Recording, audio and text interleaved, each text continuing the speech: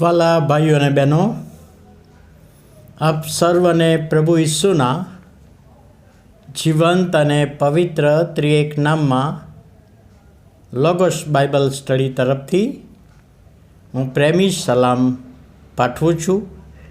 અને આજનો દિવસ 7મી ડિસેમ્બર 2024 અને શનિવારનો આ નવો દિવસ. આખું અઠવાડિયું પ્રભુએ આપણી સંભાળ લીધી, એ માટે પ્રભુનો આભાર માનતા પ્રભુના નામને ધન્યવાદ આપીએ છીએ. અયુબનું પુસ્તક, તેનો 1 અધ્યાય અને 22મી કલમ. અયુબ 1 અને 22. એ સઘળામાં અયુબે પાપ કર્યું નહીં અને દેવને દોષ દીધો નહીં. એ સઘળામાં કઈ બાબતમાં? હવે અયુબનું પુસ્તક આપણા આત્મિક જીવન માટે ઘણી બધી બાબતો એક પછી એક બતાવે છે. અયુબના પુસ્તકમાં શરૂઆતમાં અયુબના જીવન વિશે યહોવાએ શૈતાનની આગળ સાક્ષી પૂરી. આપણે જોઈએ છીએ કે એક વ્યક્તિ બીજી વ્યક્તિની સાક્ષી આપે છે અને એ સાક્ષી થોડા સમય પછી બદલાતી પણ હોય એવું બનતું હોય છે. પણ અહીં આગળ તો યહોવાએ શૈતાનને સાક્ષી આપી. કેવી સાક્ષી આપી? 1 અધ્યાયને 8મી કલમ કે અયુબ એ મારો સેવક છે.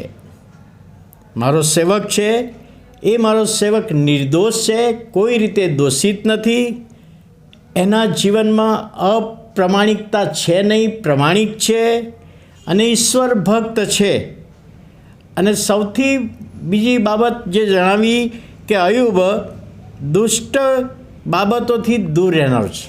દુષ્ટતાથી અને શૈતાનિક બાબતોથી દૂર રહેનારો છે. આવી સાક્ષી યહોવાએ શૈતાનને આપી. અને ત્યારે એનું પરીક્ષણ કરવામાં આવ્યું. શૈતાને માગણી કરી કે તો સ્વાર્થી રીતે આ બધું કરતો હશે, તમારું ભજન સ્તુતિ કરતો હશે, એના જીવનમાં મુશ્કેલીઓ આવે તો તમને મૂકી દેશે.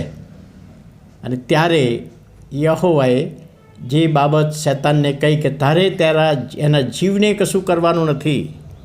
શું થયું? શરૂઆતના પુસ્તકમાં લખવામાં આવ્યું છે કે અયુબના ચાકરો એ બળદોથી ખેતર ખેડતા હતા અને એક ચાકર આવીને કહ્યું કે બધા ચાકરોને મારી નાખ્યા છે અને તારા બળદો લઈ ગયા છે, કશું તારી પાસે રહ્યું નથી. હજુ થોડી વાર પછી કે છે બીજા ચાકરોને બાળીને ભસ્મ કરી દીધા છે. થોડી વાર પછી આવે છે કે બીજા કેટલાક ચાકરોને મારી નાખ્યા છે.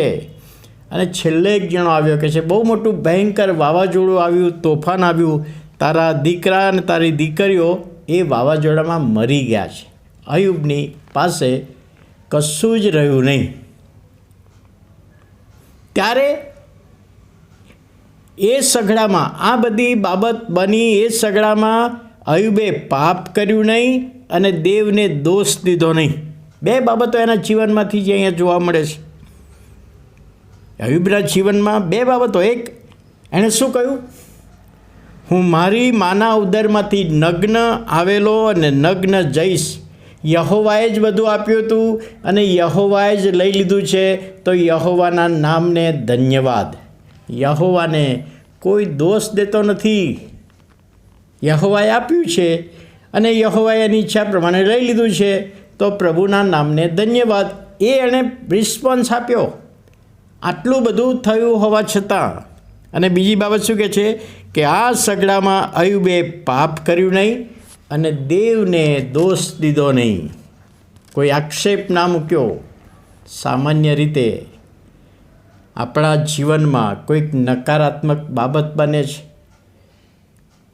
નુકસાન થયું હોય, અકસ્માત થયો હોય, માંદગી મરણ આવી હોય, ત્યારે આપણે ઘણી બધી વખત આપણામાંના કેટલાક લોકો ઈશ્વરને ફરિયાદ કરે છે, પ્રભુ કેમ આવું? કેમ મારા જીવનમાં આવું? કેમ મારો છોકરો મરણ પામ્યો? કેમ આવું થયું? કેમ મને નુકસાન થયું? કોઈ પ્રશ્ન કરવામાં આવે છે. એ ઈશ્વર પ્રત્યેની નારાજગી છે. ઈશ્વર પ્રત્યેનો આક્ષેપ છે.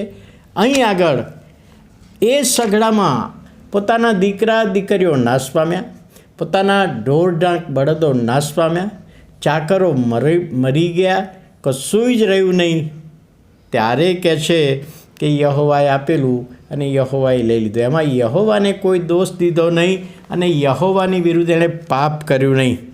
એની પત્ની ડગી ગઈ.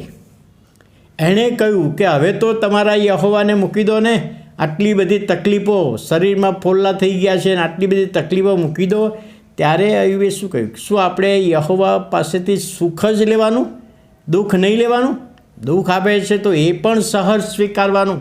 એટલે અયુબના જીવનમાંથી આ બાબત આજે આપણને શીખવા મળે છે કે ઘણી બધી વખતે તકલીફો આવી હોય, મુશ્કેલીઓ આવી હોય, મૂંઝવણો આવી હોય, પ્રશ્નો આવ્યા હોય, ત્યારે આપણે નાસીપાસ થઈએ છીએ, નિરાશ થઈએ છીએ અને પ્રશ્ન કરીએ છીએ, કેમ મારા જીવનમાં આવું, કેમ મારા જીવનમાં આવું બન્યું, કેમ મારા પપ્પાનું મરણ થયું, કેમ મારી મમ્મીનું મરણ થયું, કેમ આટલી મોટી નુકસાન મારે સહન કરવાનું. પણ કે છે અયુબે તો કોઈ પ્રશ્ન કર્યો નહીં, કોઈ દોષ દીધો નહીં અને પાપમાંય ના પડ્યો. આ વચન દ્વારા પ્રભુ એનો આશીર્વાદ, દોરવણી, સહાય પૂરા પાડે. પ્રાર્થના કરીએ. વાલા પ્રભુ, અમે આભાર માનીએ છીએ આજના નવા દિવસની ભેટને માટે અને અયુબના જીવનમાંથી મળતો બોધ અમારા જીવન માટે આશીર્વાદિત બને એ વિનંતી અને પ્રાર્થના ઈસુ પ્રભુના નામમાં સાંભળો અને માન્ય કરો. આમેન.